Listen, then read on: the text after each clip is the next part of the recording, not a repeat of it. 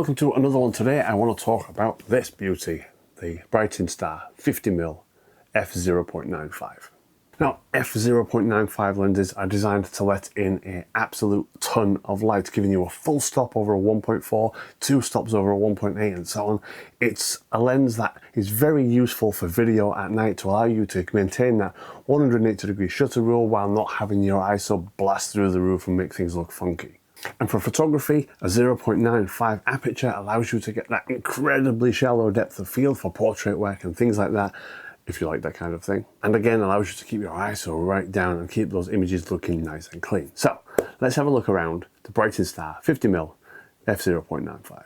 The Brightin Star 50mm f0.95 is a full frame lens available for Sony, E mount, for Nikon Z mount, for Canon RF mount, and for the Lumix Leica Sigma L mount Alliance thing.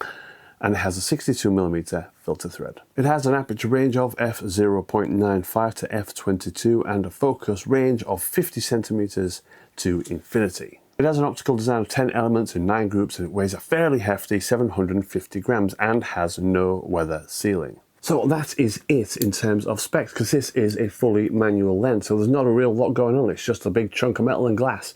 You've got no electronic connections on the back, so you're not getting autofocus, you're not getting aperture control, and you're not going to get the information from the lens in your EXIF data.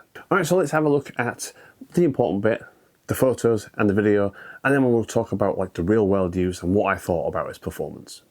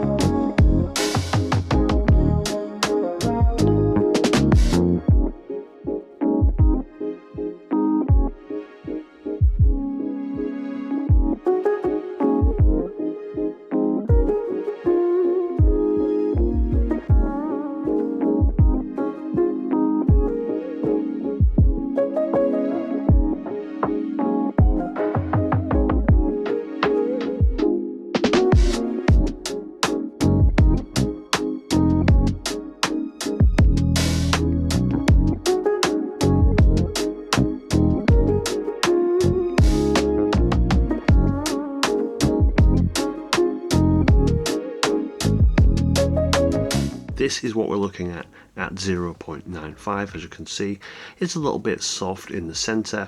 The bokeh is very nice though, very nice around in the middle, ovaling off as you get towards the edges, giving that sort of cat eye sort of shape. Going down one stop from 0.95 to f1.4, we notice that the image has sharpened up significantly, but those bokeh balls are no longer around and have this very jagged look to them.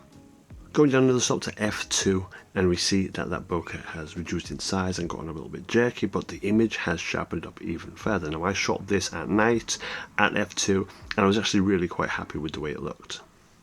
Going down further to f4, we can see that the image is very, very sharp in the center, and the bokeh balls have kind of, because they've gotten so small, they've kind of lost that jagged edge a little bit, so it kind of looks a lot more pleasing at this point. Down at f8, we can see that it is very, very sharp now, and you're starting to see those little starbursts on the points of light. It looks really nice. Okay, so as you may have noticed from that video footage and those images, there's quite significant blue fringing at 0.95 on strong light sources. It does start to go away on all but the edges by about f2, and by f4 everything's looking pretty fine. Now in more even lighting situations, This does perform a lot better at those widest apertures, but I've got to stress that I was using this on the APS-C Nikon ZFC, and this is a full frame lens, so the performance may be a little bit different if you're using this on a full frame body. So in terms of use, this thing has a very nice, very smooth focus ring. It does extend a little bit, I would say maybe, I don't know, 5mm or so when you're focusing, but yeah, not a real lot at all. It has this nice clicky aperture ring, which is pretty nice. And overall, like a lot of these manual modern prime lenses, this thing is built like a tank. It is all metal and glass, and it's just an absolute beast of a lens. Now, the only thing regarding build quality that I don't like, which I think could be better, I mean, this thing feels really solid, but then you've got this built-in lens hood, which is, you know, quite flimsy, and, you know, it's quite small as well. So yeah, it's, I don't know. Yeah. All right, I think that just about covers it for the Brightin Star 50mm f0.95. A big thank you to Brightin Star for sending me this out. If you are interested in this lens, there will be links in the description below. A big thank you to you for watching, and I'll see you in the next one.